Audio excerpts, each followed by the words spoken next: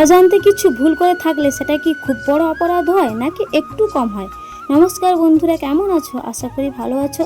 আমার আরও একটি ভিডিওতে অনেক অনেক স্বাগত।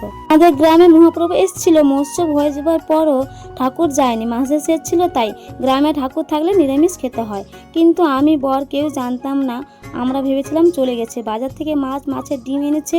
শাশুড়ি বলল তারপর যে গ্রামে এখনো ঠাকুর আছে। মাছ তো ফ্রিজে রেখে দিয়েছিলাম, কিন্তু পেঁয়াজ দিয়ে ডাল রান্না করে ফেলেছিলাম। পরের দিন ফ্রিজ থেকে মাছের ডিম এবং মাছটা বের করেছি রান্না করার জন্য, দেখি পুরো বরফ হয়ে জমে গেছে। তারপর মাছটা 1 ঘন্টার জন্য রেখে দিলাম জলে। বলতে বলতে এখানে পেঁয়াজ কুচে এলাম, ভেবেছিলাম মাছের ডিম দিয়ে টক করব, কিন্তু আমটা পেকে গেছে, তাই খেয়ে নিলাম। তার ডিমটা ভালো করে ধুয়ে নিয়ে নুন হলুদ মাখিয়ে মাছগুলো ভেজে নিলাম। তারপর পেঁয়াজ কাঁচা লঙ্কা দিয়ে মাছের ডিমটা ভেজে নিলাম। এর মধ্যে মাছের ডিমগুলো দিয়ে দিলে কেমন একটা একটা হয়ে যায় না, কিন্তু আমারটা হলো না ভালো মতো, কিন্তু কিছুটা হয়েছে। ভেবেছিলাম আম দিয়ে মাছের ডিমের চাটনিটা করব, কিন্তু আম তো পেলাম না, যদিও বা একটা পেয়েছিলাম, ওটা পেকে গেছে, তাই তেঁতুল দিয়ে করতে হবে।